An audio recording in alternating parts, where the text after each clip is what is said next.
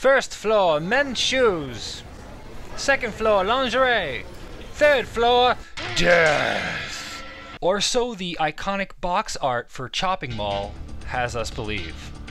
Chopping Mall, or as it was originally supposed to be called, Killbots, is just what you think it would be about. It's a movie that takes place in a mall and people die. Pretty straightforward and simple. Chopping Mall is directed by Jim Wynorski, who has never made a decent movie in his life.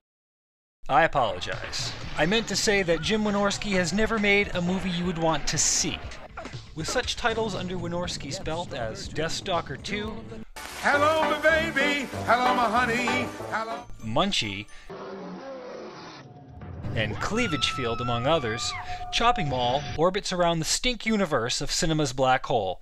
All-time exploitation producer Roger Corman. Actually, when you think of Jim Wynorski, the Corman name isn't too far behind. Wynorski and Corman have dueled up for many B movies, and for this particular movie, there is no exception.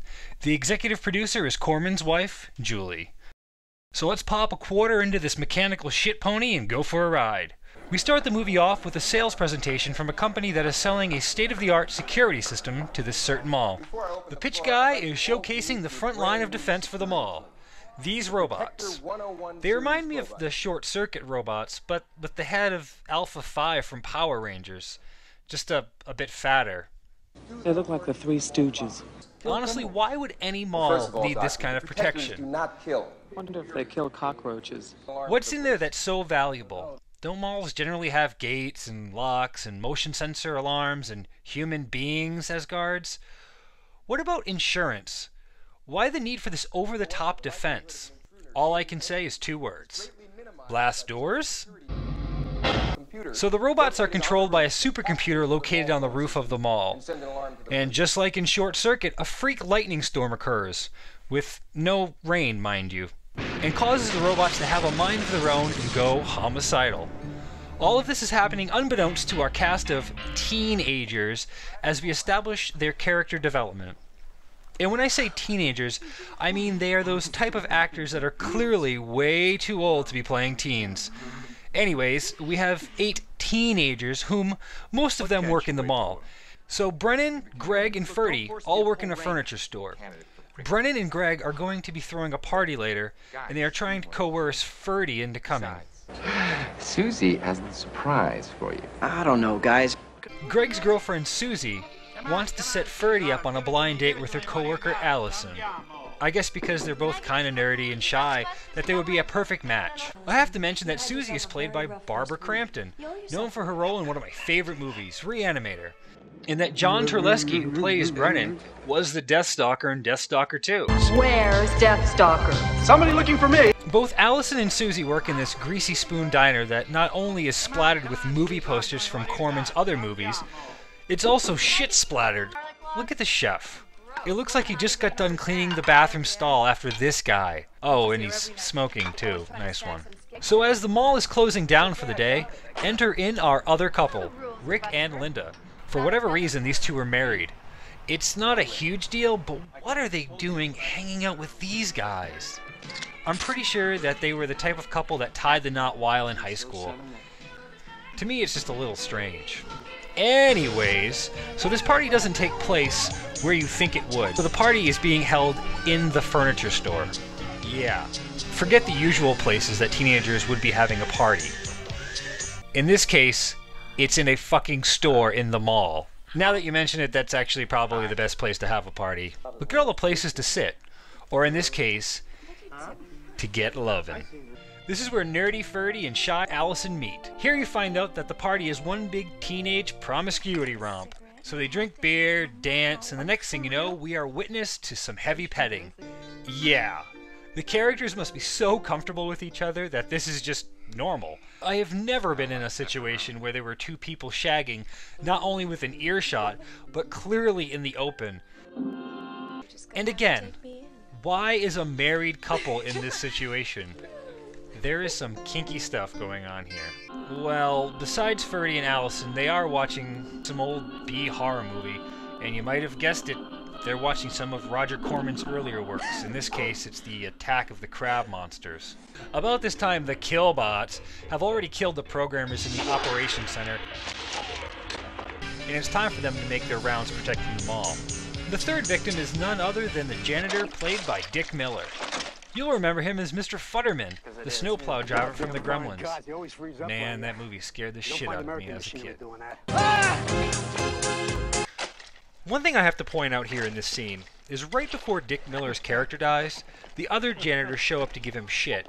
Talk about how old he is and this one time that he got locked in the mall. Not only do you notice them with beers, so I guess they're drinking on the job, but right before Mr. Futterman fries,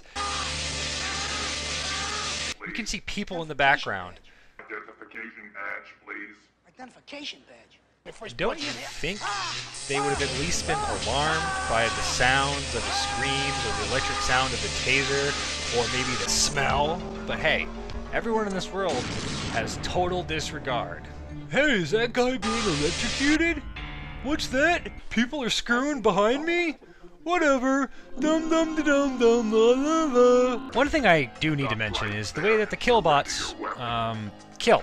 From the opening scene, which turns out to be a sales presentation video, the robots have pincer claws, taser darts, sleep darts, fired from here and here, laser vision like Cyclops from the X-Men, and they must have been made out of adamantium because the Killbots are virtually indestructible, as we find out when our cast encounters them and they become hunted throughout the mall. Going back to the VH cover art for this movie, which shows a mechanical hand gripping a bloody bag of body parts, there is only one mutilation in the film.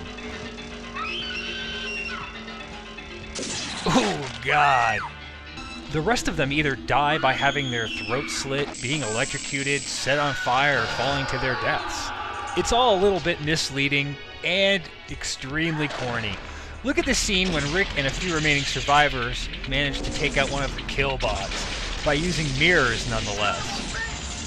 When the robot is going batshit crazy, Rick jumps on a security cart and tries to ram into this thing as it's going berserk, only to get his ass handed to him. Look, he doesn't even fit into the thing, and he couldn't be going more than 2 miles an hour. What was he expecting? To ram the robot into pieces? Propane tanks and endless bullets, and he thinks the robot will crumble under the weight and speed of this cart? They look so shocked when his plan fails. Eventually the 3 robots are destroyed, but the last one and the way it gets disabled has me scratching my head. Allison lures it into a paint store and she starts doing her own interpretation of a Jackson Pollock painting. And gets the fucker in there, and BOOM! So paint does the last one in. Yeah. Paint. Yeah, paint thinner is highly flammable, and some oil-based paint is too, but even if it was in a pressurized can, it wouldn't do this. What is this, you worthless pile of junk, huh? That's what this movie is. It's just some people, I mean, teenagers, trapped in a mall with deadly killbots.